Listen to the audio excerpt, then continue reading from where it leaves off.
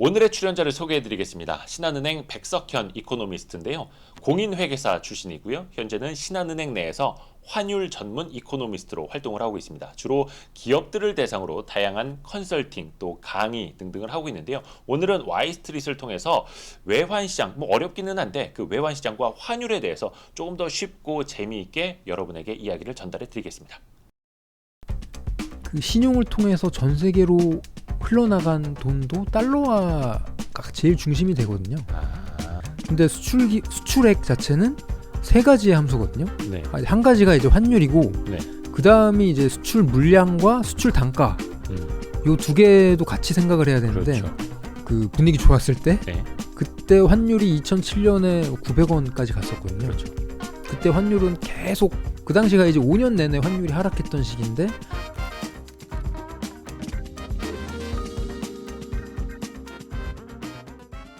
제가 오늘 그 신한은행 백석현 이코노미스트를 모신 이유가 있습니다. 지금처럼 외환 시장이 잠잠할 때, 조용할 때 공부를 해놔야 된다. 나중에 터지고 나면 그땐 듣는다. 그리고 또 맞는 이제, 말씀입니다. 예. 하반기가 됐건 내년이 됐건 만약에 미국이 테이퍼링을 하고 다시 또 이제 혹시나 긴축으로 가게 된다면 그때 되면 이 외환 시장에 격변이 펼쳐질 수 있거든요. 그거 대비해서 1년이 됐든 반년이 됐든 지금 공부해놔야 됩니다. 요게 저의 지금 생각입니다. 어떻게 맞나요? 네, 맞습니다. 그래서 최근에 또 이제 좋은 책을 쓰셨길래 환율 모르면 주식 투자 절대로 하지 마라. 예, 신한은행 이코노미스트 백석현 님의 신간 맞죠? 예. 예, 한 두 달 좀 넘고 세 달은 2달 됐나요? 예. 두세 달 정도? 예.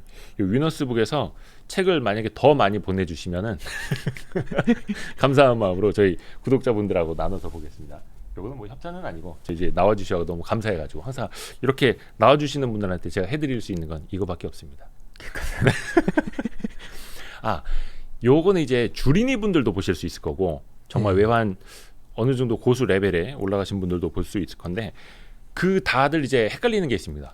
항상 표현에 어떤 신문은 이렇게 쓰고 어떤 신문은 또 저렇게 쓰고 이게 원달러 환율이 맞습니까? 달러원 환율이 맞습니까? 그 환율이라는 거는 그 외국 통화의 가격을 원화 기준으로 표시한 거거든요. 우리가 이제 한국 사람이니까. 예.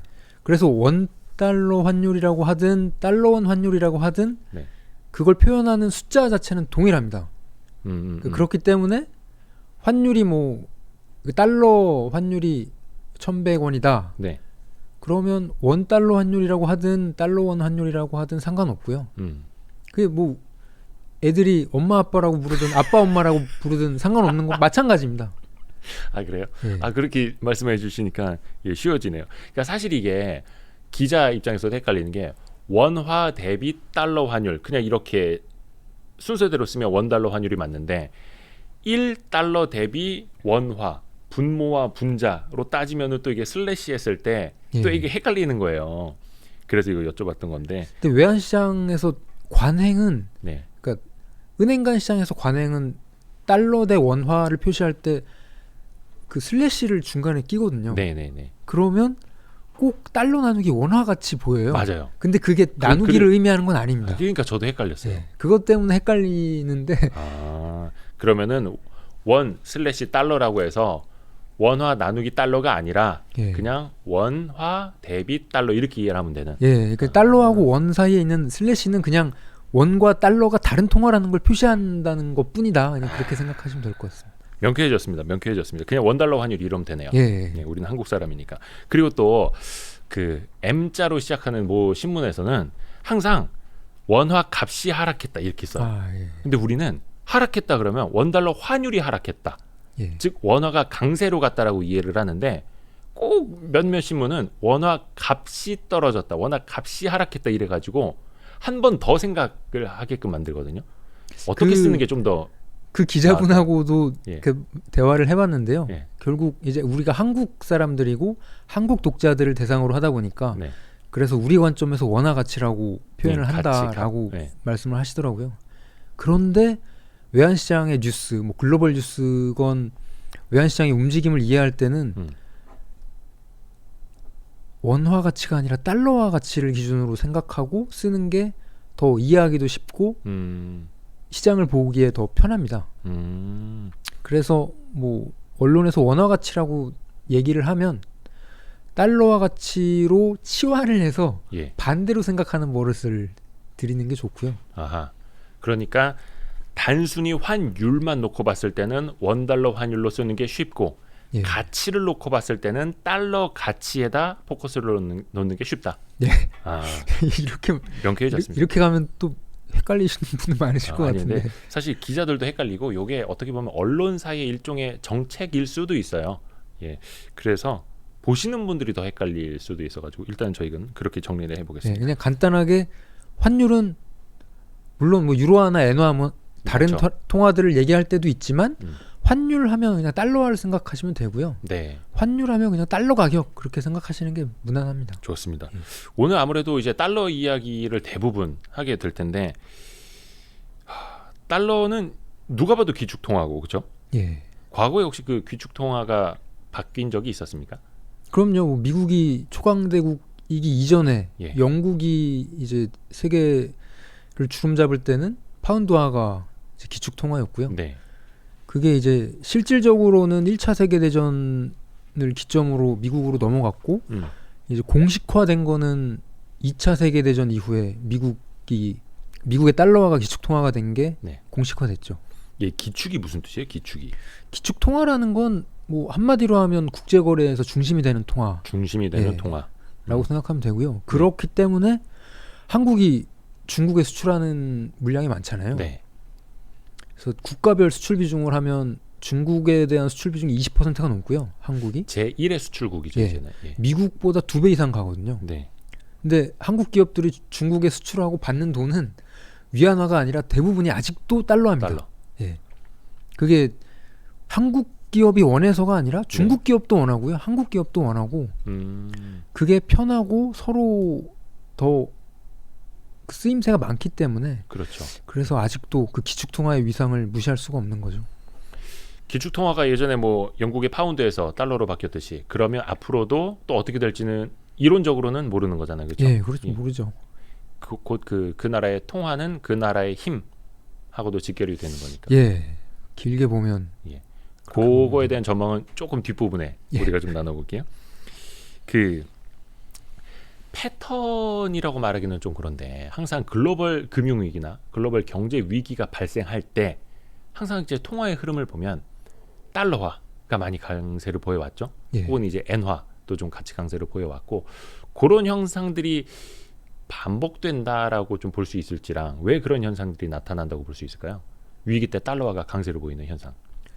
아무래도 달러화는 전 세계인의 통화이기 때문에 네. 위기 때는 다들 현금을 확보하려고 하잖아요. 현금을 확보하려고 하는 게 위기 때는 신용도 위축되고 돈이 안 돌고 다들 현금만 가지고 있으려고 하고 이러다 보니까 가장 유동성 좋고 가장 신뢰성 있는 통화들을 보유하려고 하죠. 그리고 그 위기 이전에 그 신용을 통해서 전 세계로 흘러나간 돈도 달러화가 제일 중심이 되거든요. 아, 위기 이전에 많이 풀려나갔던 돈들도 달러니까 예. 위기 때 다시 빨아들이게 되는 돈도 찾게 되는 돈도 달러다. 그러니까 예를 들자면 미국 사람이나 뭐 글로벌 투자자들이 신흥국이나 뭐 전 세계 투자를 했을 때 뭔가 글로벌의 위기가 터지면 그 돈을 회수하는 경우가 많잖아요. 네. 그때 그 해당국 통화를 팔고 달러화로 바꿔서 나가죠. 달러화가 기축 통화고 가장 유동성 좋고 신뢰성 있는 통화이기 때문에 그때 이제 달러화를 다들 사게 되니까 다시 이게 다 같이 사잖아요. 그 위기 때는 작년에 코로나 때 봤듯이 네네네. 그러다 보니까 달러화가 자연스럽게 상승하는 거죠. 가치가. 그렇죠. 거의 뭐 요요의 실을 감듯이 그 중심에는 항상 그 기축, 예. 그렇죠. 그 달러화가 있는 거고 다시 돌아가는 거는 계속해서 달러고. 우리나라에서 글쎄 이건 모르겠네. 이게 뭐 자국에 있으니까 우리나라 중심으로 이제 볼 수밖에 없긴 한데 왜 체감적으로 우리나라가 더 달러에 민감한 것 같죠? 다른 나라들도 과연 그럴까라는 생각도 좀 해보거든요. 아무래도 한국은 이제 다들 얘기하는 대외 의존도가 높기 때문에 수출 중심 국가. 예, 지금 뭐 OECD 회원국이기도 하고 선진국으로 보는 시각도 많아졌잖아요. 네. 그런데 그 중에서도 한국은 대외 의존도가 워낙 높거든요. 네. 뭐 중국, 뭐 일본, 미국, 뭐 이런 나라들에 비하면 한국은 워낙 무역 의존도, 대외 의존도가 그렇죠. 높아서 게다가 또 개방도도 높고요. 그렇죠. 신흥국들 중에서는 또 그 금융시장 개방도도 높기 때문에 아무래도 뭐 돈 빼가기도 쉬운. ATM기, 글로벌 ATM기. 그리고 또 중국 경제에 민감하다 보니까 예. 중국 경제가 좋으면 또 한국에도 투자금이 같이 들어오는 경향도 있고요. 아하. 그래서 한국이 글로벌 경제의 바로미터의 역할을 하기도 합니다. 그래서 외국인들이 한국을 볼 때 제일 중요하게 보는 게 한국 수출 지표거든요. 네. 한국 수출 지표가 좋아지면 글로벌 경제가 좋아진다라고 음. 보고요. 한국 수출 맞아요. 지표가 나빠지면 글로벌 경제가 안 좋아진다. 이렇게 볼 수 있는 글로벌 경제 바로미터가 이제 한국 수출이기 때문에 예, 그래서 그렇죠. 한국이 이제 대외적으로 민감한 한국 시장이 그런 특징이 있습니다. 흔히들 소규모 개방 경제 이렇게 또 이야기를 하고 예. 있고 또 뭐 중국 의존도도 말씀하신 것처럼 크고 미국 의존도도 높고 뭐 사실 유로존 같은 경우에는 뭐 유로존 내에서도 소비하는 것들이 많기 때문에 그렇죠. 유로화 어떻게 보면 사용 빈도가 더 많을 수도 있고 한데 예. 우리나라는 뭐 역시나 달러에 민감하지 않을 수가 없는 거고 우리나라는 사실 수출 기업들도 굉장히 많잖아요. 그래서 사실 예. 환율하고 기업 실적, 환율하고 주가 상관관계도 엄청 크겠죠. 그럼요. 그런데 이제 한 가지 조금 그러니까 환율이 오르면 수출 기업한테 좋고 네. 환율이 하락하면 뭐 수출 기업한테 뭐 비상이 걸렸다 이런 식으로 언론에서는 많이 접하게 되거든요. 일반적으로 그렇게들 발제를 하죠 기자들이. 예. 그런데 실상은 예. 오히려 반대입니다. 왜 그러냐면 방금 말씀드린 그런 논리는 그러니까 수출액 자체, 그러니까 네. 결국 수출 기업은 수출액이 증가해야 좋은 거잖아요. 네. 근데 수출액 자체는 세 가지의 함수거든요. 네. 한 가지가 이제 환율이고, 네. 그 다음이 이제 수출 물량과 수출 단가, 요 두 개도 같이 생각을 해야 되는데, 그렇죠. 처음 이제 말씀하신 그 논리, 그러니까 환율이 올라가면 수출 기업에 좋고 환율이 떨어지면 안 좋다는 건 환율은 변하는데 수출 물량과 수출 단가는 변하지 않는다는 가정이 깔려 있거든요. 그렇죠. 그런데 실상은 수출 물량과 수출 단가도 같이 변합니다. 많이 팔고 많이 벌고 달러가 많이 들어오니까 어떻게 보면은 달러는 우리나라에서는 뭐 약세, 원하는 강세 이렇게 볼 수도 있는 거고. 예, 그렇죠. 예. 그래서 실제로는 수출액이 증가할 때 네. 장기적으로 그러니까 긴 흐름을 보면 수출액이 증가하는 경기 호황기에는 환율은 떨어지고요. 그렇죠. 그리고 반대로 수출 물량이나 수출 단가는 올라가는 경향이 있습니다. 그래서 환율은 떨어지는데 수출액은 오히려 늘어나는 상황이 많은 거고요. 그 대표적인 게 이제 2000년대 중반. 네. 그때 이제 한국 코스피가 2000 뚫고 네. 그 분위기 좋았을 때 네. 그때 환율이 2007년에 900원까지 갔었거든요. 그렇죠. 그때 환율은 계속 그 당시가 이제 5년 내내 환율이 하락했던 시기인데 수출액 자체는 또 계속 증가했었거든요. 5년 동안. 그래서 그 얘기는 수출 물량이나 수출 단가는 증가했다는 얘기고요. 그리고 또 한 가지가 그러니까 바로 직전에 미국의 금리 인상기 때 네. 2015년, 2016년은 환율이 상승했고요. 네. 2017년 1년 동안은 환율이 1년 내내 하락했습니다. 네. 그런데 지난 10년간 글로벌 경제가 가장 좋았을 때는 2017년 1년간이었거든요. 네. 그때가 이제 코스피가 이제 2017년 계속 상승해서 2018년 초에 그 역사적인 고점을 그 당시로서는 갱신을 했던 때고, 네. 그때도 환율은 1년 동안 그때 원달러 환율이 한 150원 하락했어요. 2017년 1년 동안에. 근데 코스피는 계속 상승했고, 네. 그리고 수출액 자체도 증가했었죠. 그때가 이제 반도체 호황기 때문에. 네. 그래서 그때도 환율은 150원이나 하락했지만 1년 동안 수출액은 증가했거든요. 그러니까 그게 결국 수출 물량이나 수출 단가가 상승했던 거죠. 아하. 그래서 결국은 그냥 원화 강세라는 현상, 원달러 환율 하락이라는 현상만 볼 게 아니라 그걸 가져온 배경, 원인, 이유를 알아야 된다라는 거죠. 그렇죠. 그러니까 그 논리가 통할 때는 정말 짧은 기간에 예.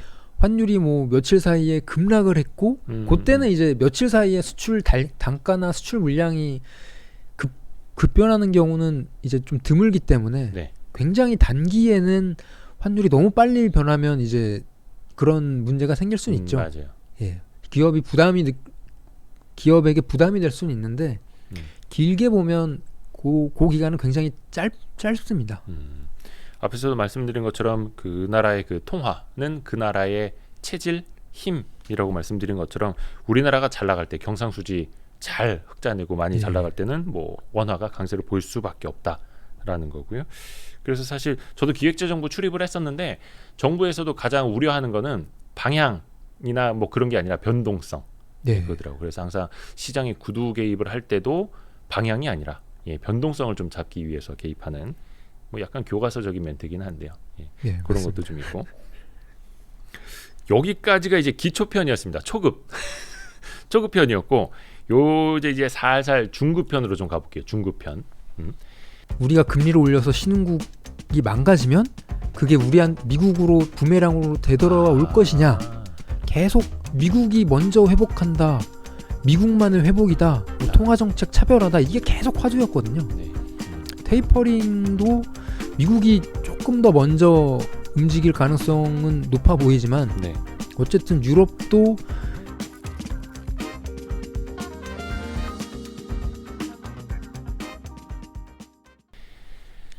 참 신기한 게 달러라는 녀석이 전 세계적으로 거의 뭐 무한정 풀리고는 있는데 원달러 환율만 봐도 그렇고 달러 인덱스만 봐도 그렇고 이게 풀리는 양에 비했을 때 달러화가 과연 약세일까? 결국 그렇진 않단 말이죠. 오히려 풀리는 양에도 불구하고 계속해서 강세로 가는 흐름도 나타나고 왜 그럴까요? 그냥 그게 기축통화이기 때문이다. 이 한마디로 과연 이게 표현이 될까요? 방금 기축통화 그 표현도 사실 어느 정도는 이제 맞는 게요. 양적 완화로 달러 유동성이 풀려서 이제 전 세계로 가면 또 그 풀린 돈은 또 일부는 미국으로 또 가서 미국채에 투자한다든지 뭐 미국 주식에 투자한다든지 미국에 재투자되는 자본도 꽤 많거든요. 미국에서 찍어낸 돈이 다시 배를 타지도 않고 비행기를 타지도 않고 다시 이제 미국으로 가는 거죠. 그래서 지난 10년 동안의 추이를 보면 미국에 투자된 직접 투자나 아니면 증권 투자, 간접 투자가 계속 증가하고 있는 상황입니다. 그래서 그 얘기는 뭐 달러 유동성이 풀려서 밖으로 나가더라도 자꾸 또 미국으로 들어오는 돈 자체도 많다는 얘기고요. 그리고 또 한 가지는 그 양적 완화가 진행되는 기간 그 구간 중에서도 심리적으로 좀 위축되는 구간이 생길 수 있죠. 그러니까 예를 들자면 뭐 작년 3월에도 3월부터 한 6월 정도까지는 좀 길게 보면 8월 정도까지 원달러 환율이 1,200원을 계속 상회했었거든요. 그 기간에는 미국이 양적 완화를 했지만 아직도 코로나 위기가 끝나지 않았다는 심리가 많이 남아 있었던 거죠. 그때는 쉽게 달러화를 팔지 못하는 심리적인 부분도 분명히 있고요. 그러니까 그 당시까지는 그러니까 작년 상황이 원달러 환율이 1,200원을 넘었던 그 한 8월 정도까지 그때는 기업들도 이제 이 코로나 위기가 언제까지 될지 몰랐죠. 뭐 2차 유행이 올지 뭐 3차 유행이 올지 이런 부분이 불확실했기 때문에 일단 달러화 틀어지고 있자 이런 분위기가 좀 많이 퍼져 있었습니다. 그러다가 이제 9월부터 달러화가 급락하면서 조금 분위기는 변했었죠. 그 심리적인 부분도 영향이 있습니다. 지금은 이제 2021년 한 6월 현재는 좀 외환 시장 안정적이라고 볼 수 있는 상황인 거죠. 그렇죠. 그러니까 지난 10년간 원달러 환율이 이제 박스권, 그러니까 사실상 박스권이었어요. 그러니까 지난 10년간 1,000원에서 1,300원 사이에만 움직였고, 그리고 대부분의 기간에는 1,050원에서 1,200원 사이에 있었거든요. 근데 지금이 오늘 기준으로 뭐 1,120원 살짝 안 되는 상황인데 대부분의 기간에 머물렀던 1,050원에서 1,200원 딱 그 중간 수준밖에 안 되잖아요. 그리고 올해 지금 6월까지 환율 상하단 변동폭이 지금 60원 살짝 넘는 수준이거든요. 물론 이제 반년밖에 안 되긴 했지만 매년 연간 환율 변동폭을 보면 2018년 빼고는 항상 100원을 넘겼습니다. 항상 110원 이상 움직였고 2018년만 지난 10년간 제일 안 움직여서 그때만 이제 연간 90원을 움직였었는데 올해 뭐 6개월이긴 하지만 60원 살짝 넘게 지금 한 65원 정도 움직였을 거예요 올해. 예. 그 정도는 예, 상대적으로 환율이 크게 방향성을 보이지 않는다 이렇게 볼 수 있는 상황입니다. 그러니까 최근에 그 외환 쪽 관련 기사 쓰는 기자들은 별로 할 일이 없을 것 같아요. 예, 재미없는 상황이 많습니다. 요즘. 외환 시장 시끌시끌할 때는 저기 명동에 있는 모 은행 그 딜링룸에 맨날 사진 기자들 하루에 한 두세 번씩 사진 찍으러 가고 막 기자들도 인터뷰하러 가고 많이 바쁜데 요즘은 외환 시장이 많이 조용합니다. 근데 이럴 때 생각해야죠. 만약에 이제 앞으로 시장이 흔들린다면 외환 시장이 이제 급변하게 된다면 어떤 일들이 일어나게 될까? 어떤 게 과연 촉매제가 될까? 좀 생각해 봐야죠. 지금으로서는 이제 크게 두 가지가 중요한데요. 일단 미국의 통화 정책, 미국이 언제 돈줄을 조이느냐. 네. 지금은 일단 당장은 테이퍼링 언제 하느냐, 그러니까 양적 완화를 언제 줄이기 시작할 거냐가 이제 화두인데요.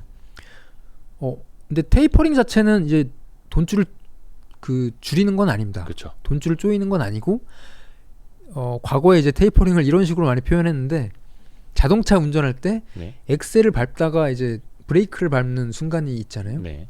근데 테이퍼링 자체는 엑셀을 밟고 있다가 엑셀을 살짝 떼는 게 이제 테이퍼링이고요. 네. 브레이크를 밟는 거는 이제 금리 인상을 해야 브레이크를 밟는 그쵸. 단계가 되는 거죠. 예.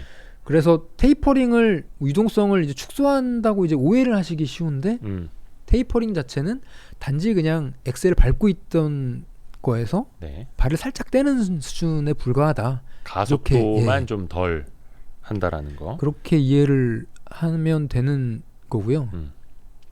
근데 다만 이제 그 이후 단계가 테이퍼링 이후 단계가 이제 금리 인상을 연상시키기 그렇죠. 때문에 시간의 문제죠. 그래서 테이퍼링을 좀 긴장하면서 바라보는 그런 성격은 있고요.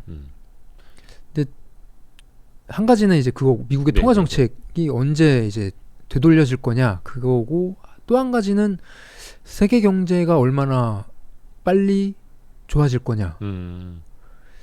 그게 이제 왜 중요하냐면 아까도 이제 미국의 직전 통화 정책 정상화, 그러니까 미국 금리 인상기를 말씀드렸지만 그때 상황을 보면 2015년, 2016년이 미국이 처음에 금리 인상을 하던 시기였고요. 2015년에 금리 인상 한 번 했고 2016년에 금리 인상 한 번 했습니다. 근데 2017년부터 매분기 이제 올리기 시작했거든요. 그때부터 많이 올라갔었죠. 그러니까 2017년에 금리 인상이 빨라지기 시작했는데 근데 오히려 환율은 2015년, 2016년 상승하다가 2017년에 하락하기 시작했거든요. 아까 2017년은 1년 내내 이제 150원을 하락했던 시기였고 그게 이제 결국은 세계 경제가 그때가 이제 다 같이 좋아졌던 시기입니다. 그 반도체 호황기였고 지금 그런 상황이 온다면 미국이 금리를 인상을 하더라도 반드시 환율이 상승한다 이렇게 볼 수는 없는 거죠. 그래서 중요한 건 미국이 통화 정책을 정상화, 그러니까 금리를 인상 언제 하느냐, 얼마나 빨리 올리느냐도 중요하지만 그 시기에 세계 경제가 좋냐 아니면 안 좋냐, 그러니까 미국만 좋아서 미국이 금리를 올리냐 아니면 다 같이 좋을 때 미국이 금리를 올리느냐가 관건입니다. 여기서 이제 파생해야 할 질문들이 이제 꼬리에 꼬리를 물게 될 텐데요. 그래서 항상 환율만 보지 말고 그 본질을 봐야 된다라고 우리가 강조를 하는 이유가 거기 있는 것 같고,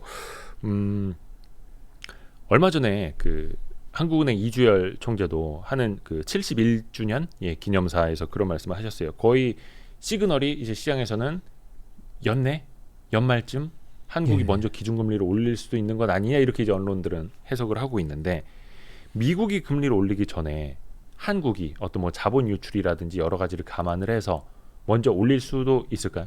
그럼요, 올릴 수 있죠. 그러니까 뭐 물론 미국을 따라가야만 된다라는 법이 있는 건 아닌데, 제 말은 우리가 먼저 선제적으로 움직일 가능성이 있을까? 올해 이미 신흥국들은 금리를 올린 국가들이 많고요. 그런 거에 비해서 우리가 그러니까 그것 때문에 우리가 절대 빠르다고 얘기할 상황은 아닙니다. 신흥국 중에. 그리고 총재님이나 이제 부총재님이 말씀하셨다시피 지금 역사상 최저금리잖아요, 한국이. 그렇죠. 예. 그러니까 이렇게 완화적인 금리에서 뭐 조금 올린다고 해서 이걸 긴축이라고 얘기하기는 힘들다. 이렇게 말씀을 하셨기 때문에 긴축이라기보다는 너무 완화적인 정책을 일부 정상화한다 이런 개념으로 이제 받아들여야 그렇죠. 될 것 같고요. 지금 우리나라 기준금리가 0.5%죠. 예. 이것도 사실상 그 제로에 얼마 남지도 않은, 만약에 위기가 터진다 하더라도 예. 금리 내려봐야 한 번 정도밖에 못 내릴 그런 정도 스텝이기 때문에 일단은 정상화해 놔야 된다라는 게 한국은행의 조금 항상 긴장감인 것 같기도 하고, 그게 혹여나 미국이 먼저 또 금리를 올리면 예. 약간 저는 이제 기자의 습성으로서 또 뭐 미국으로 선진국으로 자본 유출이 된다, 미국 국채 금리가 뭐 한국 국채 금리보다 더 메리트가 있다, 막 이렇게들 나오잖아요. 예. 혹시 그것도 좀 염려를 할 수 있을까요, 그러면? 그런 상황은 결국 그 전제가 네. 미국이 경제가 좋은데 한국은 안 한국이나 좋다. 세계 경제는 상대적으로 안 좋기 때문에 한국보다 미국이 금리를 먼저 올릴 수 있는 거거든요. 당연히 그런 상황이 되면 좀 글로벌 자본도 빠져나갈 수 있겠죠. 근데 그럴 가능성은 현재로서는 높지 않다고 봅니다. 이게 과거에도 그랬고 2015년에 테이퍼링 텐트럼 당시에도 그랬고 벤 버니키 의장 시절에 미국 경기만 좋아서 혹은 미국 인플레이션만 우려가 돼가지고 금리를 올리게 되면 또 우리는 학습 효과가 있지 않습니까? 신흥국도 막 엄청나게 흔들리고 신흥국 통화들 막 엄청나게 약세로 가고 걱정이 되는 거죠. 어떻게 보면 우리나라도 사실은 뭐 선진국인지 신흥국인지 좀 애매모호한 상황이기는 한데, 그러면 미국 페드 입장에서, 미국 연준 입장에서 신흥국 경기까지 다 회복되도록 기다려주고 자기네 금리를 올릴 거냐? 뭐 미국 연준이 해자도 아니고, 이거 어떻게 봐야 될까요? 미국 연준이 그런 쪽으로 판단하는 기준은요, 신흥국 경제가 괜찮냐를 이제 보는 게 아니라 네. 그 초점이 우리가 금리를 올려서 신흥국이 망가지면 그게 미국으로 부메랑으로 되돌아와 올 것이냐, 그게 우리한테 타격이 될 것이냐, 아니면 우리한테는 별 타격이 없을 것이냐가 중요한 판단 기준이고요. 신흥국 자체가 좋을 거냐 나쁠 거냐는 중요한 판단 기준은 아닙니다. 그러니까 어벤져스가 지구를 구해주긴 하는데 그게 이제 미국 뉴욕부터 이제 지켜야 되는 거고, 저쪽 신흥국에 외계인이 침공하더라도 그게 결국 뉴욕까지 오는 거다, 미국 본토까지 오는 거다, 그럴 기미가 보이면 이제 나가서 싸워주는 거고. 그럼요. 예. 그게 신흥국에 그친다, 그 타격이 신흥국으로만 끝난다, 그렇게 된다면 미국으로서도 뭐 그 지구를 구한다는 마인드는 아닐 겁니다. 맞아요. 그래서 우리가 순진하게 생각하면 안 됩니다. 그럼 우리나라는요? 그럼 우리나라도 거기에서 그러면 보는 포인트가 되는 겁니까? 그럼요. 한국도 뭐 미국이 아니기 때문에 마찬가지, 그러니까 세계 중 그 글로벌 국가 중에 하나로 접근을 할 텐데, 근데 지금 상황은 글로벌 경제가 단 하나의 동일한 요인으로 타격을 입었잖아요. 코로나, 그렇죠. 보건 위기. 동시적인 타격이고, 물론 이제 백신 보급 속도에 따라서 국가별로 지금 회복 속도가 살짝 차이는 있지만 이 차이가 크진 않거든요. 그래서 직전 미국의 금리 인상기, 그때 뭐 2013년 테이퍼링 그 시기부터 계속 미국이 먼저 회복한다, 미국만의 회복이다, 뭐 통화정책 차별하다, 이게 계속 화두였거든요. 2013년 테이퍼링이 이제 화두였던 그 시기만 하더라도 미국은 이제 테이퍼링을 계속 언제 발표할 거냐, 그때 조율하던 시기였는데 유럽 중앙은행 ECB는 그때 1년 동안 금리를 2번 내렸습니다.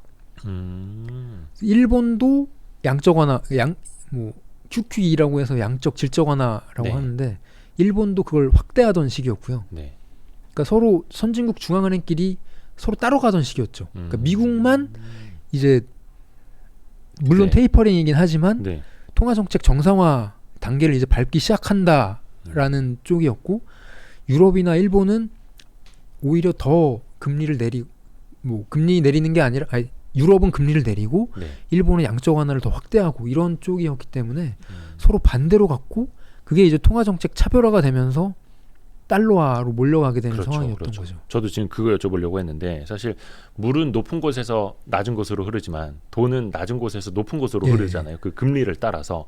그러면 당연히 과거에 그랬던 것처럼 돈의 속성처럼 높은 곳으로 갈 거란 말이죠. 미국으로. 예. 우리나라에 들어와 있던 달러가 또 미국으로. 그럼 우리는 그 우려를 해야 되는 거고 대비를 해야 되잖아. 그러면. 이제 그런 대비 차원에서도 한국은행이 조금 미리 금리를 인상할 필요가 있다라고 생각을 하는 것 같고요.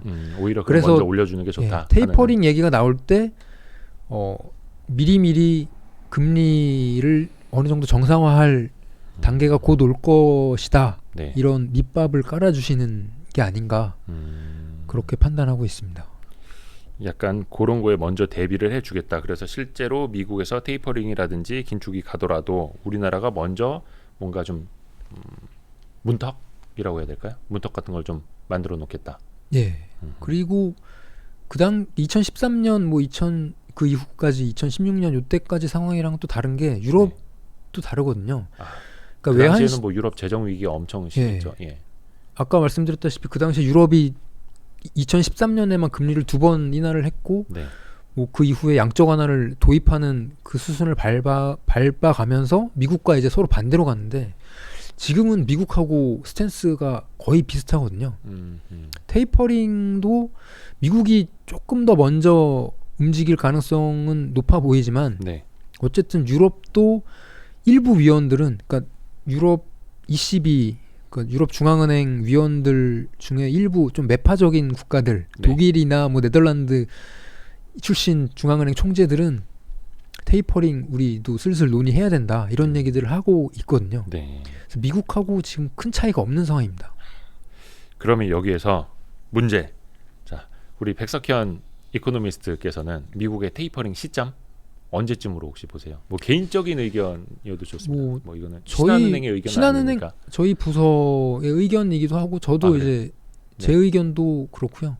8월 잭슨홀 미팅. 그러니까 중앙은행가들이 매년 8월 마지막 주 주말께 네.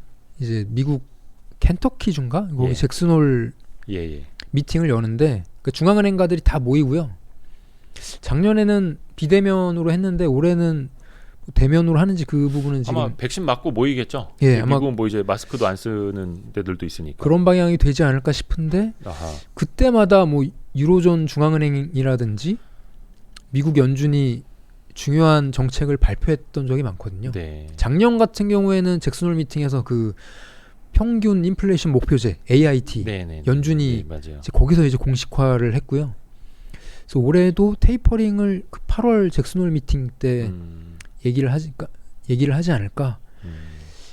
그 전까지는 6월 한 차례 이제 FOMC 회의가 있고 7월 말에 한 번 더 있을 거예요, 그렇죠? 예. 그럼 잭슨홀 미팅 전까지는 2번 정도의 FOMC 회의가 있는 건데 뭔가 좀 뭔가 이렇게 계단 같은 식으로 뭔가를 보여주지는 않을까요? 신호 같은 거는?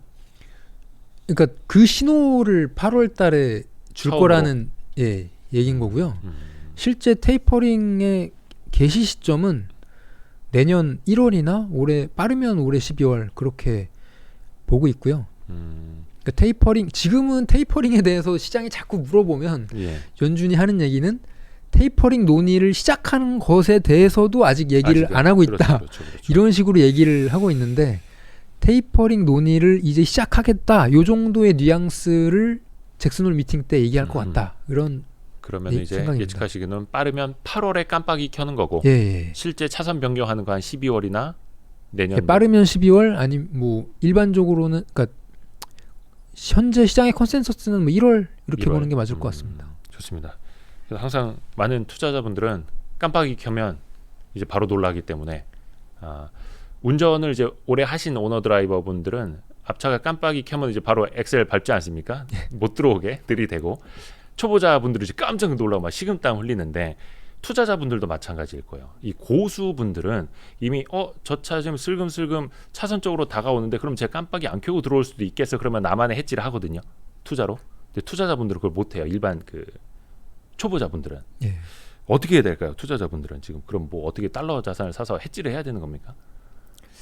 달러 자산은 한국 사람들은 뭐 한국 부동산을 가지신 분들도 계실 거고 뭐 좀 젊으신 분들은 부동산 없이 그냥 주식 주식이나 뭐 다른 자산을 가진 뭐 요즘 뭐 코인 가지고 네. 계신 분도 많을 텐데 코인을 제외하면 한국의 자산들은 달러화 자산하고는 성격이 많이 다르거든요. 가격 움직임 자체가 상당히 많이 다르고요. 그렇죠. 근데 자산을 운용해 나갈 때 서로 그러니까 장기적으로 하락하는 자산, 뭐 망할 자산이 아니라면 네. 서로 성격이 다른 자산을 가져가는 게 자산을 운용할 때 좋은 방향이거든요. 근데 달러화 자산은 한국 자산을 보유한 사람들한테는 성격이 다르고 그리고 또 안전 자산이기 때문에 쌀 때 조금씩 사두는 건 굉장히 좋은 방법입니다. 근데 다만 언제가 저점일지는 모르죠. 그렇죠. 예. 그렇기 때문에 높지 않다라는 생각만 들어도 조금씩 나눠 사는 게 제일 좋은 방법인 것 같고요. 지금은 그럼 어떤 건가요? 그러니까 바닥인지 뭔지는 모르지만 지금은 결코 우리 원화를 가진 우리나라 사람 입장에 봤을 때 달러와 자산이 비싸지는 않은 상황인 건가요? 뭐 물론 그것도 자산마다 다르기는 한데 지금 통화만 놓고 봤을 때 1월 저점, 네. 1월 첫 번째 영업일의 저점이 이제 1,080원까지 내려갔었는데 네. 그때 며칠을 제외하면 지금 원달러 환율 레벨은 중간보다는 살짝 아래 수준으로 볼 수 있거든요. 1,120원 네. 아래. 그러니까 한 중간이긴 한데 네. 어쨌든 높은 올해 레인지만 보면 높은 레벨은 아니고요. 그리고 뭐 조금 더 내려갈 수도 있고 조금 더 올라갈 수도 있지만 어쨌든 중간 올해 레인지의 중간 범위에 있으면 이때부터는 조금씩 달러화 자산을 사면 나쁘진 않다고 봅니다. 약간 복귀를 해 보면은 올해 1월 즈음이었을 거예요. 그때 뭐 미국 증시는 그때도 뭐 사상 최고치 막 이렇게 갔었는데 환 손실 때문에 오히려 미국 주식에 투자했다가 손실 보신 분들이 있다. 이런 기사들이 좀 나왔었거든요. 그때 말씀하신 것처럼 한 1,890원 정도까지 내려갔었을 때. 그래서 참 외환이 되게 중요하긴 중요합니다. 그렇죠? 주식 초등학교 시절에 그때 달러 자산 투자하러 가신다고 하는 분 있었는데 그분 돈 많이 버셨겠다. 근데 그 미국 주식 투자하시면서 네. 환율 때문에 손해 봤다고 하시는 분들은 너무 단타, 너무 짧게 보시기 때문에 하시는 맞아요, 말씀이고요. 맞아요. 예. 환율의 변동은 주식 가격 그 자체의 변동보다 훨씬 작거든요. 네. 그래서 꼭지에 사서 며칠 사이에 환율이 떨어졌을 때 그때 약간 핑계로 되기 좋은 게 이제 환율이고요. 맞아요. 길게 보면 환율은 별로 주식 가격에 영향을 그렇죠. 미치진 않습니다. 주식이라는 어떤 본질 가치가 이렇게 올라감에 있어서 환율이라는 건 조금씩 좀 흔드는 약간 요 정도의 요인이기 때문에 그렇죠. 이게 본질 가치가 중요한 거죠. 어느덧 슬슬 약간 실전편으로 가고 있습니다. 이제 고급반으로 가고 있는데 그러면 달러화는 나의 자산을 방어해주는 방패이기 때문에 네. 달러화 자산은 그때 이제 독일 마르코와 하락에 베팅을 하신 거예요. 그때 뭐 하루 그러니까 밥 먹기 전에 가격, 밥 먹고 나오면서 가격이 이제 몇 배 뭐 엄청난 단도직입적으로 말씀드리면 내심은 당연히 원할 수밖에 없고요. 중국이 당연히 그런 꿈을 가지고 있지만 네.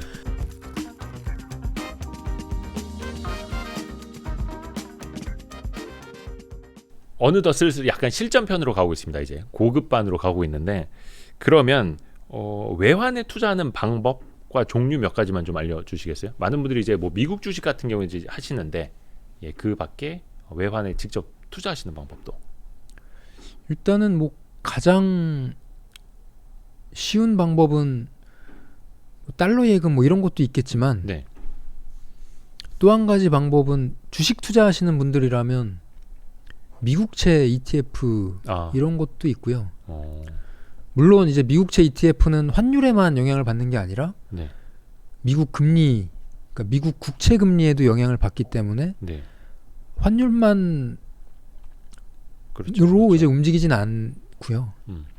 그러니까 금리의 영향을 잘 모르시는 분도 계실 텐데 미국채 금리가 올라가면 그러면 이제 국채 가격은 떨어집니다. 그렇죠. 가치가 떨어지죠. 금리와 국채 가격은 이제 반대로 가기 때문에. 이해하면 되니까. 그래서 뭐 환율이 올랐더라도 미국채 금리가 같이 올랐을 때는 오히려 미국채 가격은 떨어지는 경우도 있습니다.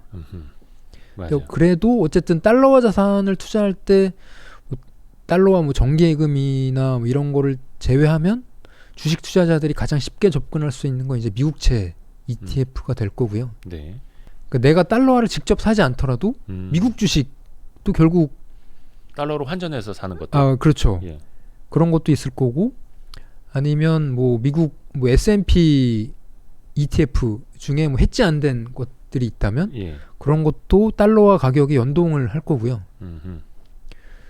금 ETF 같은 경우에는 이제 원달러 환율 해지를 해서 투자하는 상품만 나와 있기 때문에 이제 원달러 환율에 영향을 안 받지만 한국 금거래소에서 주식 계좌로 한국 금거래소에 네. 금을 직접 투자할 수 있는 방법이 있는데 네. 그건 이제 원달러 환율도 반영이 되거든요. 네. 그러니까 국내 금 가격이 연동되기 때문에 그것도 이제 간접적으로는 원달러 환율에 나의 자산을 노출시키는 거죠. 네. 그것도 뭐 직접적인 환투자는 아니지만 금거래소에 투자된 이제 국내 금 가격을 기준으로 투자를 하시면 그것도 네. 이제 환에 노출시키는 방법입니다. 지금 이제 우리가 약간 자연스럽게 의식의 흐름대로 이야기를 하면서 환율에 좀 노출시키는 방법 위주로 조금 가중치를 두고 말하는 것 같아요, 우리가. 예. 그렇죠. 그 말인즉슨 원달러 환율이 좀 오를 수도 있다.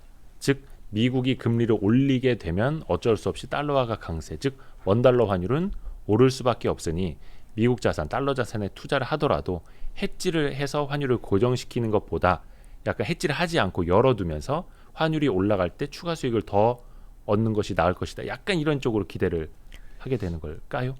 그렇게 생각하시긴 쉬운데요. 네. 근데 이제 자산을 배분하는 관점, 나의 자산 포트폴리오를 운용하는 관점에서는 내가 뭐 한국 주식을 들고 있고 한국 부동산을 들고 있다면 아하. 달러 자산을 들고 있는 건 좋거든요. 네네네. 그러니까 항상 배분 측면에서 예. 자산 배분 측면에서 달러화는 나의 자산을 방어해주는 방패이기 때문에 네. 달러화 자산은 나의 자산 중에는 항상 달러화 자산을 가지고 있는 게 좋습니다. 네. 그러니까 뭐 달러가 하락할 것 같더라도 일부는 남겨놓는 게 좋다고 보고요. 물론 달러화가 상승할 것 같다, 뭐 달러화 자산이 유망하다 그러면 달러화 자산을 늘릴 수도 있겠지만 사실 개인 투자자들이 그런 방향성을 보고 투자하기엔 좀 무리라고 보고요. 그렇죠. 물론 그렇게 생각하시는 분들은 많으실 거예요. 네네. 할 수 있어. 예, 달러화 오를 것 같아 이러면 네. 달러화 가자. 하시는 분들 많지만 네.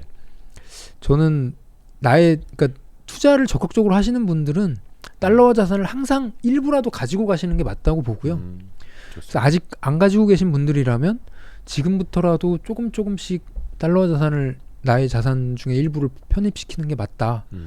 그런 관점에서 말씀드립니다. 좋습니다. 자꾸 저는 예전에 그 FX 마진 거래 하시던 아주머니들이 많이 생각이 나가지고 그때는 지금 거의 코인 거래소들 나타나고 코인 쪽에서 불법 업체들 많이 나타났던 것처럼 당시에는 그 FX 마진 거래, 그 외환 마진 거래, 뭐 레버리지를 쓰도록 해주겠다, 자기네들 HTS를 특별한 걸 만들었대, 이거 써보, 이런 업체들이 정말 많았거든요. 그래서 외환 투자도 진짜 조심하셔야 되는 거고, 그 재미난 일이 요 책 안에도 있는 내용인데 저는 몰랐어요.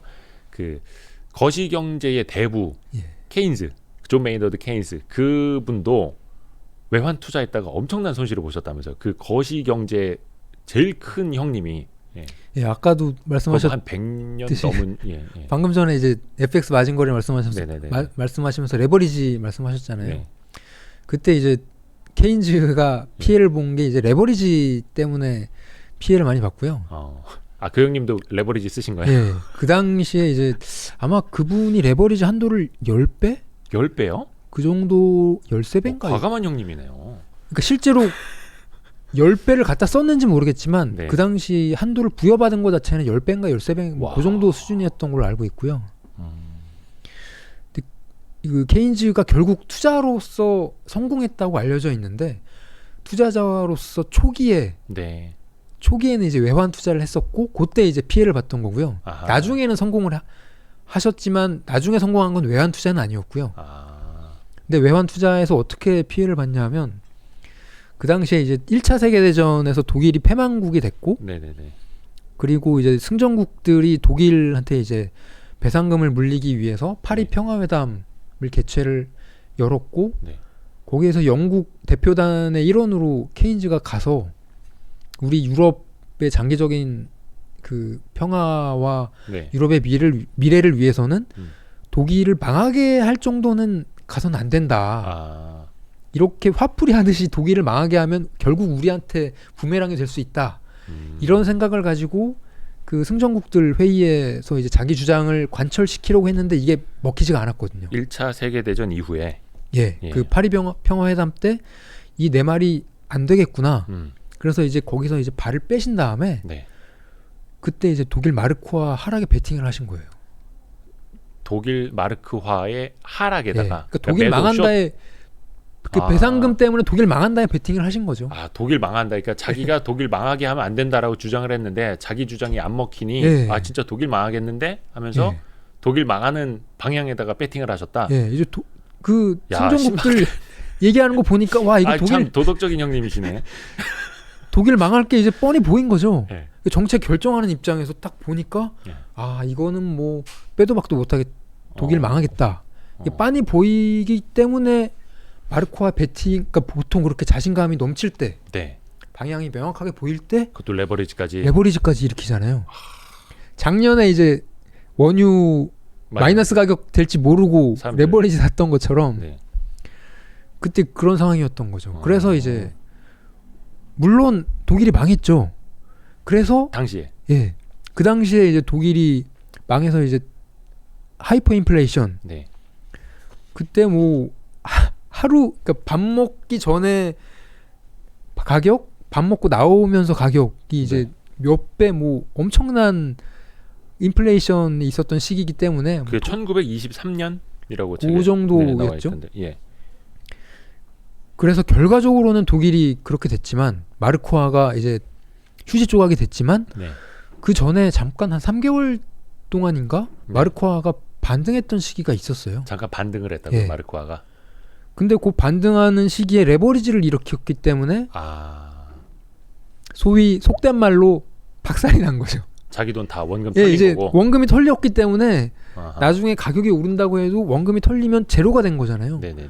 레버리지를 썼을 때 문제점은 레버리지 때문에 제로가 되고 나면 네. 그 다음에 자산 가격이 상승을 하더라도 네. 이미 내 자산 가격은 제로가 됐기 때문에 그렇죠. 더 이상 상승할 수가 없습니다. 반대 매매 나갔기 때문에. 예. 아. 작년에 이제 마이너스 원유 때문에 레버리지 원유 투자자가 예. 이제 손해를 본 게 이제 아하. 그런 배경이었던 것처럼 최근에 코인도 마찬가지고요. 예. 그 코인 쪽으로도- 레버리지의 위험성이 거기에 있는 겁니다. 아하. 저도 그 케인스 형님 상당히 존경하는데 아 그렇게 풀베팅까지 하시는 분인 줄은 몰랐네요. 약간 도박성이 있으셔. 그래서 원래 그 아이작 뉴턴의 그 투자 실패 사례는 되게 유명하잖아요. 예. 그 뭐였죠? 동인도 회사 말고 남의 회사. 남해 회사, 남해 회사. 약간 그런 것보다도 어떻게 보면 이제 케인스 형님이 더 크게 노리다가 예, 크게 그 큰 풀스윙 하시다 이제 넘어진. 그래서 항상 투자자 여러분도 조심하셔야 됩니다. 예. 자 그리고 국가별로 이게 통화마다 조금 성격이 좀 있더라고요. 뭐 호주 달러, 또 일본의 엔화. 우리가 봤을 때는 아니 일본 엔화가 왜 안전자산이야 싶기도 한데 약간 위기 때 엔화는 또 막 안전자산 역할을 하기도 하고 이 통화별로 좀 뭔가 색깔 좀 설명 좀 해주세요. 일단 엔화 같은 경우에는 일본이 저금리로 벌써 20-30년 네. 유지가 됐잖아요. 그리고 엔화는 국제통화잖아요. 네. 교환이 자유로운 국제통화다 보니까 엔화를 빌리기도 쉽거든요. 빌려서 내가 투자하고 싶은 국가가 있으면 네. 엔화를 빌려서 외환시장에서 팔고 그 엔화 대신에 받은 통화로 투자를 하는 그 이제 캐리 트레이드라고 네. 하는데 그런 식으로 엔화가 굉장히 많이 사용되거든요. 그런데 이 메커니즘 자체가 세계 경제가 좋을 때 투자할 때가 많아지잖아요. 네. 세계 경제가 좋을 때 글로벌 금리도 올라갑니다. 근데 엔화 금리는 거의 안 움직이고 지금도 뭐 제로에 그대로 네, 바짝 붙어 있잖아요. 그래서 엔화는 세계 경제가 좋을 때 자꾸 그 엔화를 파는 거래가 늘어나고요. 근데 반대 방향일 때 세계 경제가 안 좋아지거나 시장이 안 좋아질 때 그 미리 투자했던 거를 꺾으면서 엔화를 사게 되는 거래들이 반대로 많이 일어나요. 신기하네요. 그러니까 장이 좋을 때 엔화를 빌려서 판 거래가 많았기 때문에 네. 시장이 안 좋아지면 기존에 그 엔화를 팔았던 거래가 되돌려지는 거죠. 그래서 그게 이제 전 세계적으로 많이 일어나는 거래이기 때문에 자꾸 시장이 안 좋아질 때 자꾸 엔화가 상승하는, 그러니까 기존 거래가 되돌려지면서 엔화를 사게 되는 이 메커니즘이 자동으로 일어나면서 엔화가 상승하는 경향이 나타나고요. 신기하네 진짜. 예. 그리고 호주 같은 경우에는 한국이랑 비슷한 게 그 중국, 그러니까 호주도 제1의 무역 상대방, 네. 최대 수출 상대국이 중국입니다. 그래서 중국 경기에 민감한데, 한국과의 차이는 한국은 이제 제조업을 네. 통해서 제조 제품을, 그러니까 뭐 중간재, 그렇죠. 반제품 이런 거를 많이 수출하는 반면에 호주는 대부분이 원자재를 그렇죠. 수출하거든요. 거의 원자재죠. 성격 자체는 조금 다르지만 네. 원자재는 글로벌 경기와 이제 같은 방향성을 공유를 하잖아요. 다만 이제 제조업도 비슷하긴 하지만 성격 자체는 조금 다른 측면이 있는 거죠. 그래서 이제 호주 통화는 글로벌 경기에 굉장히 민감한 특징이 있고, 그리고 일본 사람들이 호주 국채를 굉장히 좋아합니다. 그러니까 과거부터 호주 국채 굉장히 많이 호주 국채를 일본 사람들이.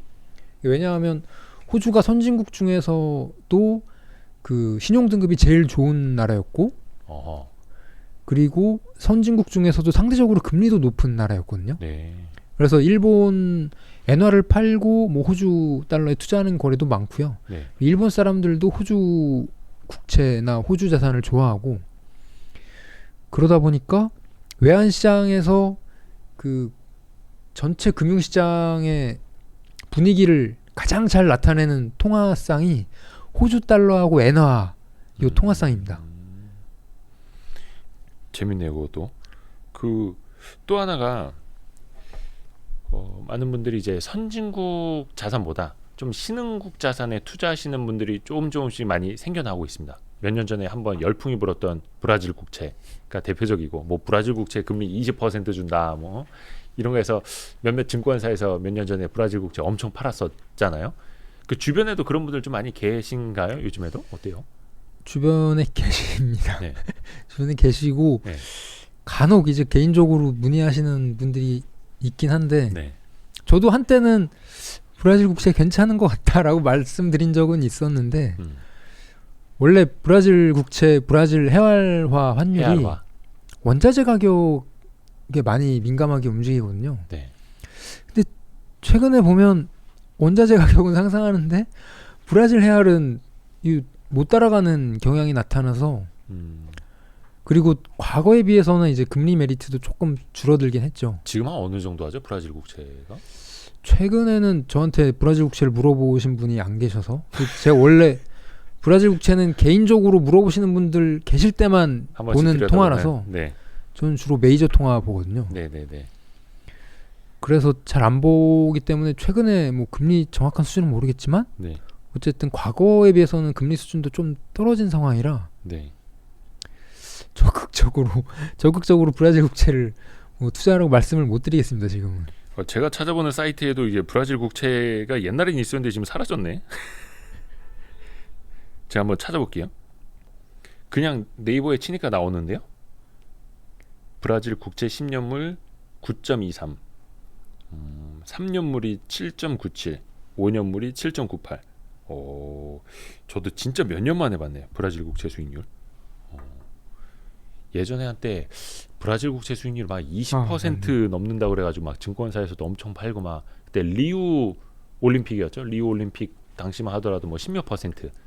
막 이렇게 돼서는데 지금은 9%대네. 이 정도면은 그 하이퍼 리스크를 지고 들어갈 만큼의 메리트는 지금은 좀 아니다라고 보시는 거고. 예, 지금은 브라질 국채를 유망하다고 말씀드리긴 좀 힘든 상황이고요. 물론 역발상 투자 역발상 관점에서 어떨지 모르겠지만, 예. 저도 예전에 한때 괜찮은 것 같다고 말씀드렸다가 힘드셨구나. 힘드신 분이 계신 것 같아서 그래서 말씀은 못 드리겠고. 근데 신흥국들을 보면 네. 지금 신흥국이 크게 이제 세 가지로 볼 수 있는데 세 가지 예. 지역. 일단 유럽 쪽에 동유럽이 이제 신흥국 카테고리가 있고요. 네. 또 한 가지는 이제 아시아 신흥국. 예. 그리고 이제 중남미 신흥국. 예. 이렇게 크게 신흥국을 볼 수 있는데 네. 아시아가 제일 유망하다고 봅니다. 그러니까 중국의 부상과 함께 아시아가 같이 네. 이제 수혜를 입는 부분도 있고, 그리고 아시아 신흥국들이 뭐 전반적으로는 뭐 인도도 그렇고요, 네. 베트남도 그렇고, 그 다른 뭐 중남미나 동유럽은 사실 유럽이 과거만큼 성장을 못하고, 예. 예, 그런 부분 때문에 동유럽은 약간 메리트가 떨어지는 부분도 있는 것 같고, 중남미는 원자재 의존도가 원체 높고 상대적으로 높고, 네. 아무래도 뭐 최근에 지식산업이 네. 커지는 이런 트렌드에 가장 잘 따라가는 게 이제 아시아인 것 같아서, 그리고 중국에 가장 밀접하기도 하고요. 그래서 뭐 신흥국 중에서도 그나마 아시아가 제일 낫지 않을까, 그렇게 바라보고 있습니다. 참 그 신흥국하고 아시아 이야기 나와서 말인데, 이게 MSCI 기준으로 우리나라가 그 선진 지수가 아니라 신흥국 지수잖아요. 이머징 마켓으로 돼 있고, 저도 뭐 기획재정부도 출입을 하고 한국거래소도 출입을 하고 그 모건 스탠리 사람들이 이제 방문을 하거든요. 예. 와, 그 조사다닌 게 벌써 10년이 넘었네. 그때 발제했던 게 드디어 MSCI 선진국 지수 들어가나 왜 못 들어, 이거를 이제 10년 전에도 그 똑같은 기사를 썼었는데, 요거 거의 매년 반복됩니다. 지금도. 근데 결국 그들이 원하는 게 뭐 원화 그 역외 시장이라고 표현을 해야 될까요? 결국은 원화를 더 개방하라 이거잖아요. 예. 일단은 그거 좀 모르시는 분들에서요, 그게 왜 안 되고 있는지랑 좀 어떻게 하면을 좋을지 좀 뭐 의견 좀 이야기 좀 가르쳐 주세요. 그게 MSCI도 있지만 뭐 FTSE, 네. 뭐 S&P 그렇죠. 이런 거 있잖아요. 다른 기관들은 한국을 선진국으로 분류하고 있는데 MSCI만 신흥국으로 분류하고 그렇죠. 있다는 얘기는, FTSE도 사실 선진국으로 분류해 준 지 몇 년 안 됐죠, 거기도. 예. 예. 몇 년 안 됐죠. MSCI만 그렇다는 얘기는 제가 이제 그 비공식적으로 네. 들은 얘기는 콧대가 높다, 그런 얘기를 들었고요. MSCI는 모건 스탠리. 예. 예. 그 이게 한국이 선진국 MSCI 기준에서도 선진국이 되려면 둘 중에 하나입니다. 한국이 원화를 더 자유롭게 거래되도록 규제를 완화하거나, 네. 아니면 MSCI가 기준을 낮추거나 기준을 완화하거나. 근데 저는 한국이 외환 위기 트라우마나 글로벌 금융 위기, 이런, 그러니까 글로벌 경제가 크게 흔들릴 때나 아니면 외환 위기 트라우마 이런 것 때문에 외환 규제를 완화하기는 쉽지 않다고 보거든요. 그래서 된다면 MSCI가 콧대를 낮추는 것밖에 없다. 저는 그렇게 판단을 하고 있고, 언젠가는 가능하지 않을까, 그렇게 보고 있습니다. 오히려 시간이 지나면 지날수록 우리나라의 경제 규모는 커지고 있고 거래 대금도 많아지고 있고 한데, MSCI 선진지수에 못 들어가고 있는 게 한국의 문제가 아니라 모건 스탠리 캐피털 인터내셔널의 문제로 이제 될 수 있다. 예, 결국 이제 그렇게 지적을 할 수 있다. 공은 MSCI에 있다고 보고요. 한국의 위상이 계속 높아지고 뭐 경제 규모가 커지고 이런 방향으로 진행이 된다면 MSCI가 한 발 물러나는 시점이 언젠가 올 수도 있다. 다만 금방 오진 않을 것 같다. 그렇게 일단 그렇게 있습니다. 좀 돼야 되는데, 그러면은 그 원화를 그러면 좀 더 자유롭게 거래를 해야 된다라는 거는 뭘 원하는 걸까요? 이건 좀 지엽적인 네. 문제인데요. 한국 원화를, 그러니까 유로화나 엔화, 뭐 이제 호주 통화 이런 것들은 하드 커런시라고 해서 네. 이제 해외에서도 자유롭게, 외국 시장에서 자유롭게 거래가 되는데, 딜리버리가 되는데, 네. 한국의 원화는 그런 부분이 안 되거든요. 그러니까 이게 좀 지역적인 문제고 좀 기술적인 문제라서 뭐 그런 것까지 자세하게 말씀드릴 필요는 없는 것 같고 어쨌든 그런 부분에 개선이 있어야 된다 이런 얘기인데 한국 정책 당국은 그럴 생각 없다 이 부분은 이제 맞아요. 확고한 것 같습니다. 약간 좀 비유를 하자면은 거의 이제 원화를 바꾸려면 서울 외국환 중개 시장 와서 바꿔야 되니까 너무 불편하다 막 약간 이런 느낌. 예. 좋습니다. 하여튼간 그거는 조금 일단은 지켜보고 조금 이제는 이게 몇 년 동안 얼마나 더 중요한 문제일지는 모르겠지만 이 패권 문제가 지금 굉장히 우리가 당면한 국제사회의 가장 큰 이슈잖아요. 미중 뭐 무역 갈등도 많았고 그 중에는 달러화와 위안화의 패권 경쟁이 없을 수도 없고 요거를 좀 어떻게 봐야 될까? 지금 위안화가 글로벌 기축통화 지위를 노리는 게 맞습니까? 아닙니까? 그냥 자기네 덩치가 커지다 보니까 그렇게 가는 건가요? 아니면 뭔가 좀 내심이 있을까요? 단도직입적으로 말씀드리면 내심은 당연히 원할 수밖에 없고요. 중국이 당연히 그런 꿈을 가지고 있지만 지금 뭐 미국이 다른 동맹국들 뭐 협력국들 동원해서 중국 엄청 견제 심하게 들어오잖아요. 지금 이런 상황에서 기축통화까지 욕심을 내보이면 이 압박 견제는 더 심해질 수밖에 없습니다. 그래서 언제가 될지 모르겠지만 중국이 그 꿈을 향해 나아가는 동안에 적어도 뭐 10년 이상 몇십 년 동안은 우리 그럴 생각 없다. 겉으로는 계속 이런 기만적인 그 언행을 보일 거라고 예상을 하고 있고요.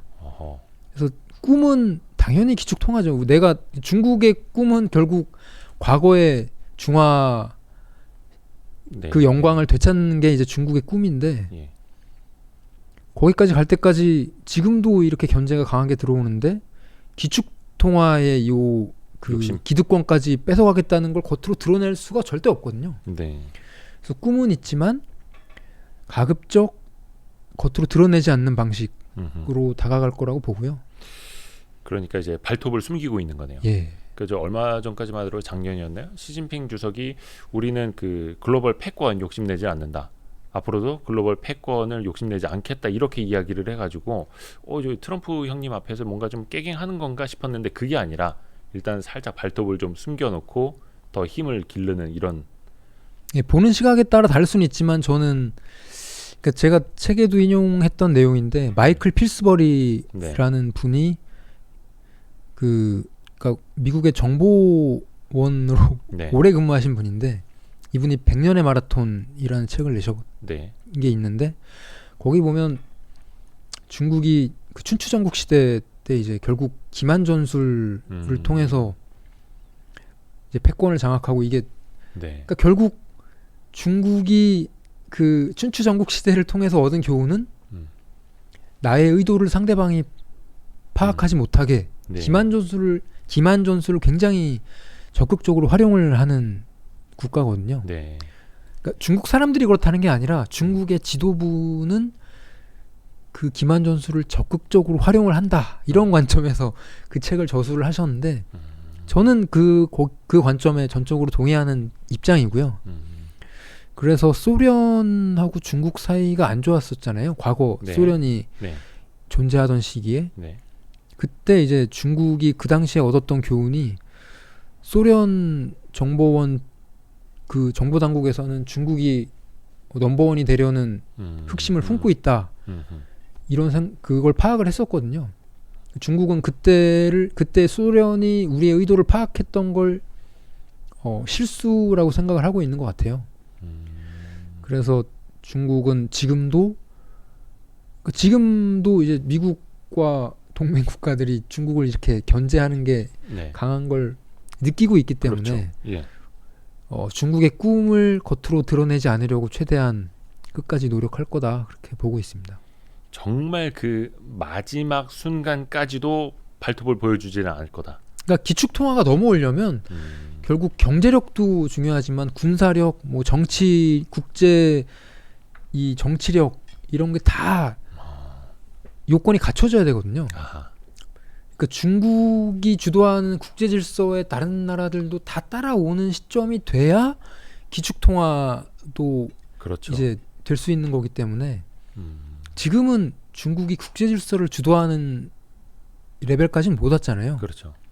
다들 아직까지는 미국 편에 많이 서 있고 이제 뭐 러시아나 북한, 뭐 파키스탄, 뭐 이란 이쪽이 이제 미국에 대항하면서 중국 쪽에 서 있는 쪽인데 국제 질서를 리드하는 그 위상까지 올라서야 결국 기축통화 그 의도를 발톱을 드러낼 거다. 근데 그 시점은 우리 생에는 안 올 수도 있고. 아, 그래요? 오. 그러니까 그렇게 보는 이유는 영국에서 미국으로 패권이 넘어갈 때 네. 통화 패권도 가장 마지막에 넘어갔거든요. 아. 뭐 무역 규모, 뭐 무역 규모, 경제력 이런 게 다 넘어가고 나서도 한참 있다가 미국으로 넘어갔습니다. 기축 통화 패권은. 아, 통화 패권이 가장 나중이에요. 네, 그래서 통화 패권이 가장 마지막에 넘어간다라는 얘기를 하고요. 그럼 일단 우리가 살아있는 한은 달러 패권은 좀 안심할 수 있는. 예, 근데 다만 이 달러 패권이 다른 나라로 넘어가든 아니면 다른 자산으로 넘어가든 네. 아니면 중국으로 넘어가든 이 달러 패권이 무너진다는 기대는 생길 수 있겠죠. 그런 예상은. 그러면서 자산 가격은 변할 수는 있겠죠. 우리가 우리 생이 끝나기 전에. 그리고 또 최근에 이제 그 가상 자산. 그러니까 저는 이제 가상 통화, 가상 화폐가 아니라 가상 자산이라고 저는 이제 부르는데 가상 자산에도 이제 관심들이 많으신데 몇몇 사이트들 보면은 비트코인 달러라는 그 일종의 환율 시황을 그렇게 표현하는 데들도 있더라고요. 혹시 그렇게들 좀 많이 보시나요? 비트코인 달러, 비트코인 원화 뭐 이렇게 원달러 환율처럼 원 비트코인 환율. 뭐 한국 사람들은 뭐 원 비트코인 가격을 보겠지만 뭐 국제적으로는 달러 기준으로, 그러니까 지금 기축 통화가 달러기 때문에 원자재도 뭐 달러 기준으로 표시하듯이 비트코인도 코인 역시 코인 자산들도 달러 가격으로 표시를 하고요. 제가 뭐 코인 전문가는 아니라서 많은 말씀을 못 드리겠지만 중앙은행들이 통화 발권력을 가진 중앙은행들이 엄청나게 견제를 들어오고 있잖아요. 네. 이건 뭐 예상하지 못했던 상황이 아닙니다.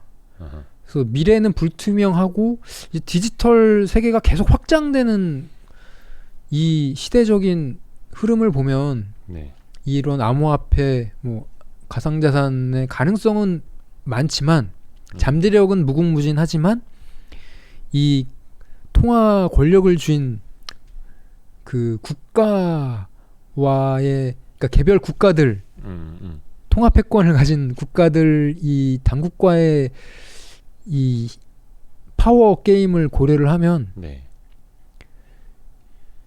우리가 보는 미래가 그렇게 긍정적이지 않을 수도 있거든요.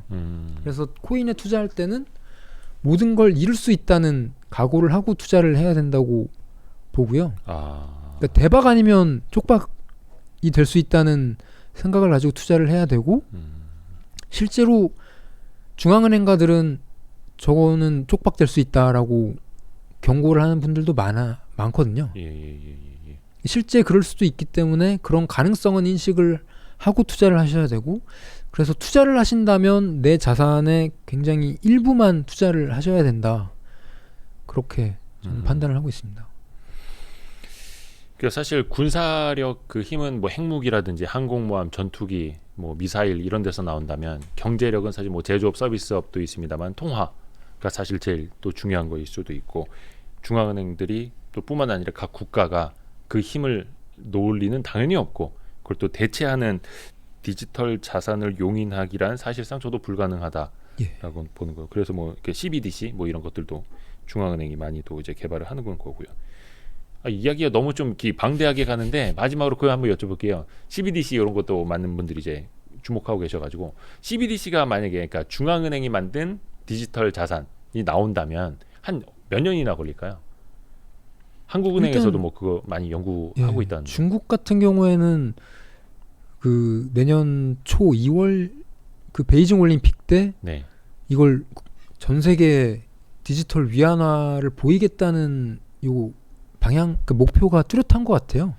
그럼 빠르죠 거기는. 그래서 제일 눈에 드러나는 건 디지털 위안화의 형태로 적어도 베이징 올림픽 때는 좀 화제가 되지 않을까 그렇게 왠지 중국이 예상을 하고 만든 있습니다. CBDC를 썼다가는 뭐 좀 하여튼 그렇게 좀 느끼시는 분들이 있어가지고 예, 저도 그렇기는 하고. 그러니까 중국은 가장 빠를 것 같고.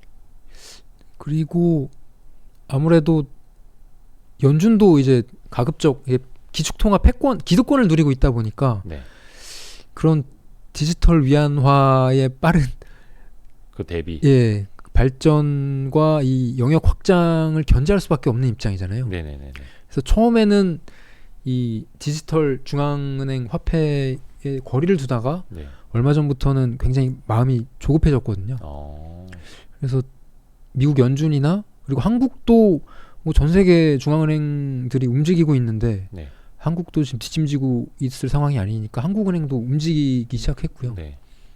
그래서 이게 디지털 위안화가 디지털 예. 커런시가 네. 우리 생활을 얼마나 바꿀지 이게 이제 기존의 통화 체제를 얼마나 뒤바꿀지는 모르겠지만 어쨌든 이 디지털 중앙은행 화폐가 생각보다 빨리 현실화될 수는 있다 그렇게 보고 있습니다. 그러니까 이거는 이제는 아직은 이제 연구하는 단계에 불과하기는 한데 나중에 CBDC가 정말로 도입이 될 때 이제 중앙은행이 시중은행에 돈을 내주고 사실은 시중은행이 그 통화를 이제 공급하고 뭐 대출해주고 예금을 받고 이런 역할을 하는데 CBDC까지도 이제 그렇게 될 수 있느냐 또 사실은 좀 봐야 되는 문제라서. 예, 은행이 그 시중은행이 거기서 어떤 역할을 하게 될지를 네. 이제 중앙은행들하고 잘 조율을 해야 되겠죠. 그렇죠. 그럼 이게 센트럴뱅크 그 중앙은행에 연결돼 있는 디지털 커런시인데 이 중간에 시중은행이 그럼 이 랜선 어딘가에 이제 같이 연결이 돼 있어야 되는 건지 굉장히 참 모호하죠 이게. 예, 굉장히 고민이 많은 부분인 것 같습니다. 그러니까 금융 시스템 자체의 근간을 흔들면 맞아요. 예, 경제 자체가 불안해지니까 그런 전반적인 부분도 다 고려를 하셔야 될 거고요. 좋습니다. 자, 오늘 신한은행의 이 백석현 이코노미스트 통해서 이 환율 관련된 책을 쓰신 김에 저희도 환율뿐만이 아니라 이 경제 전반적으로 또 투자자로서 어떻게 대응을 해야 되는지까지 긴 시간에 걸쳐서 이야기를 많이 들었습니다. 오늘 먼 걸음 해주셔서 너무 감사하고요. 또 나중에 지금은 잠잠하지만 나중에 또 외환시장 어떻게 될지 모릅니다. 그럼 또 이제 주식시장이라든지 다른 자산 시장도 같이 또 이제 막 흔들릴 수 있어서 그때 한번 제가 또 한번 SOS를 치겠습니다. 예, 오늘 고맙습니다. 예, 감사합니다. 고맙습니다.